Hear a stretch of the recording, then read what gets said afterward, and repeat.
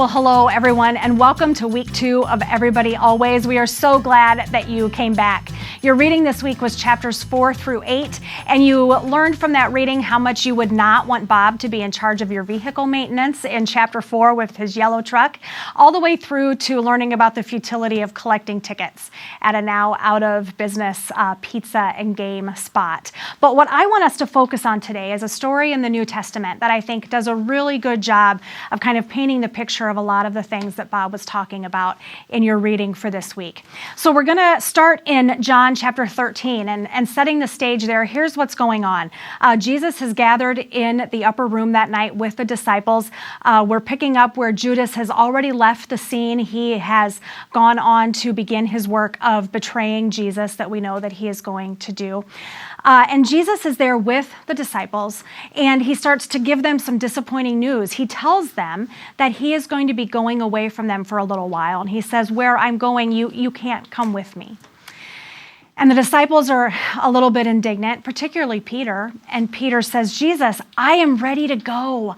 I'll do whatever you ask me to do. Jesus, I am ready to die for you. And Peter really believed that he was ready to do that. He really believed he was that guy. But Jesus knows that in that space, essentially Peter is posing.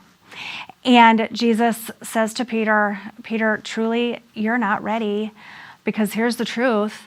Tonight, before the rooster crows, you're going to deny 3 times that you even know me.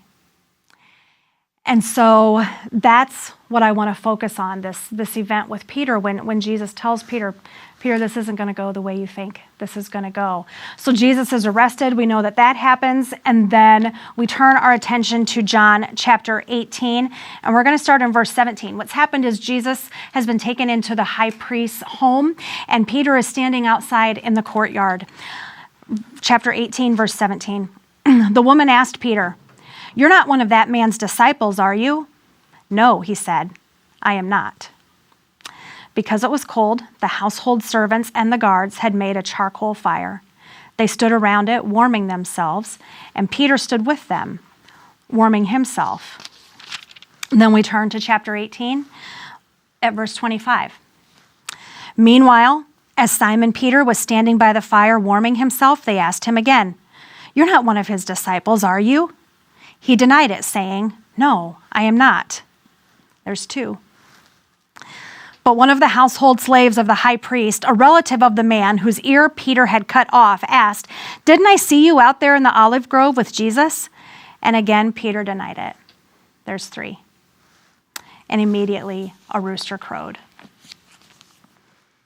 Friends, Peter just hit the ground from 10,000 feet. He wanted to believe so much that he was the guy who would defend Jesus to the death. That's probably why he took a knife with him that night, because he kind of could sense that something was going on, and he wanted to prove to Jesus that he would be the guy who would defend Jesus to the death. And Peter knows, he's known Jesus. They've lived together. Peter really believes in his heart of hearts that he is the guy who will defend Jesus. And then we know that Jesus is crucified. And Peter had to be wondering, can you imagine that space that Peter was in, the shame and the guilt that he must have felt? Because as far as he knows, the last thing that Jesus remembers of Peter is Peter denying him. But that's not the end of the story. Because yes, Jesus rises from the dead, and Jesus also goes really far out of his way to catch Peter on the bounce.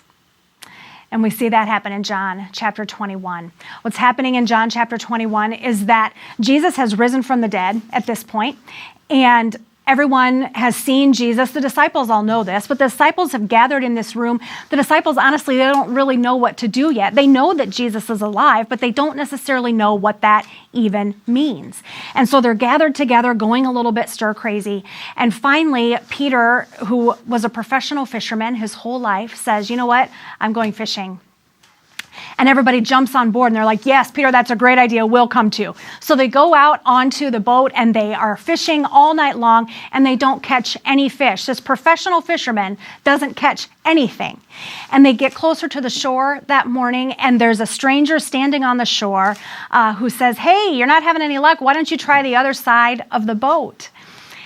And so Peter follows this man's instructions. They don't know that it's Jesus yet. They put their net over on the other side of the boat, and sure enough, fish just can't wait to get in their net at this point. We read later that they collected like over 150 fish. That's when Peter realizes that the man on the shore is Jesus. And so Peter jumps out of the boat and the rest of the disciples finish the work and they head back to the shore. And when they get to the shore, Jesus has already started a charcoal fire and he's got bread and fish going on the fire for them.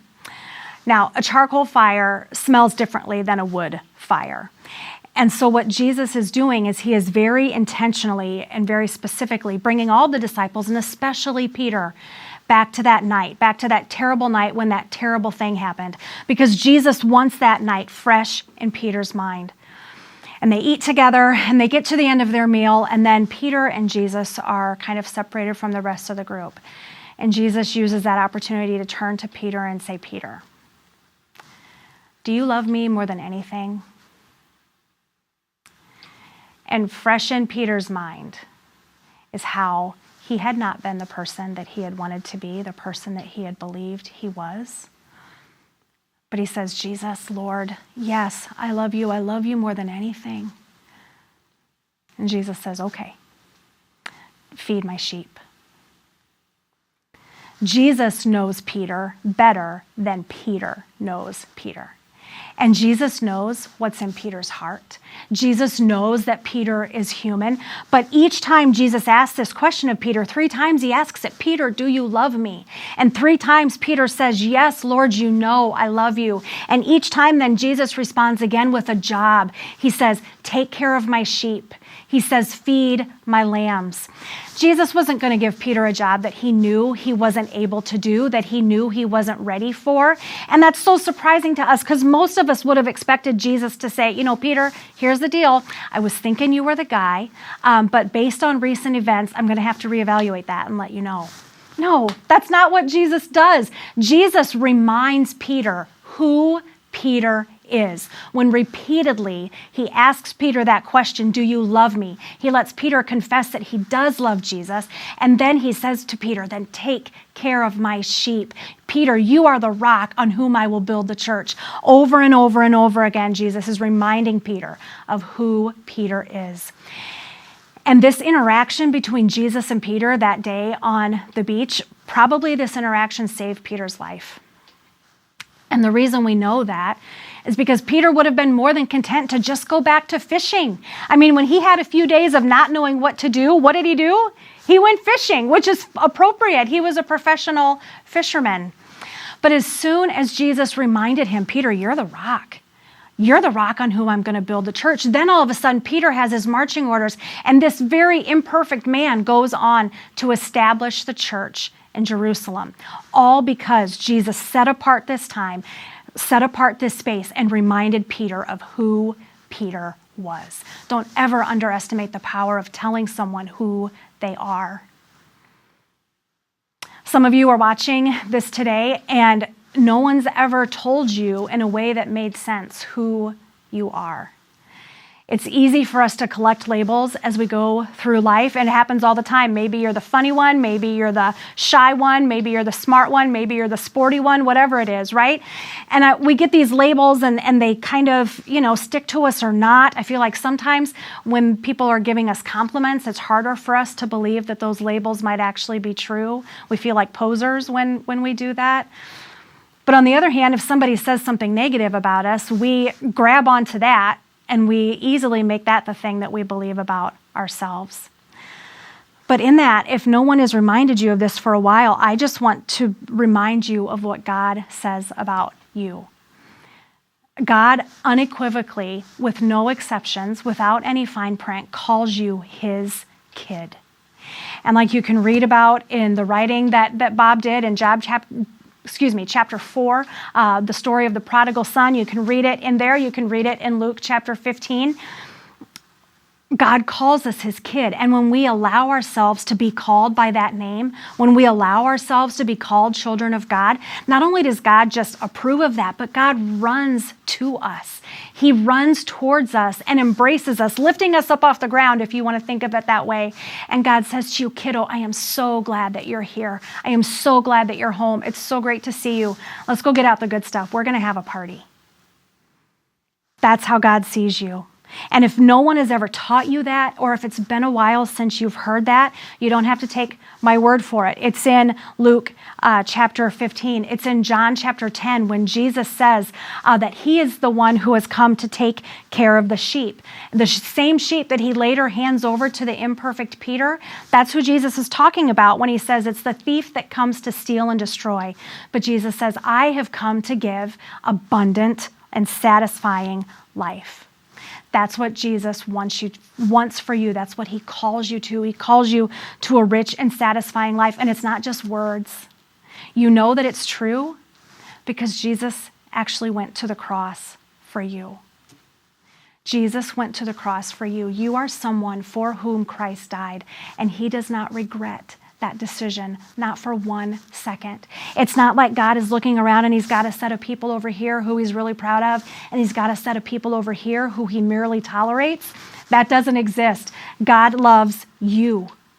And you know that he did because he sent his only son to go to the cross to make a way for you to be with him forever. So as I prepare to close today, I want to leave you with a couple of things. The first is from Ephesians chapter 3, verses 17 through 19. Then Christ will make his home in your heart as you trust in him.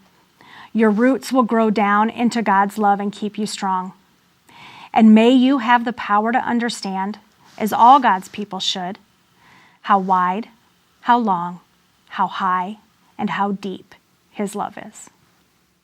May you experience the love of Christ, though it is too great to understand fully. Then you will be made complete with all the fullness of life and power that comes from God. And the last thing is from Bob. Page 75, the last words that you read this week. God's love and his grace are for you. He is on your side. He calls you his kid. And Bob says this, the promise of love and grace in our lives is this: our worst day isn't bad enough, and our best day isn't good enough. We're invited because we're loved, not because we earned it. You're God's kid, not because you've earned it, but simply because you are loved, because that's who God is. That's what we've got for you for this session, and thanks for joining us, and we'll see you again soon.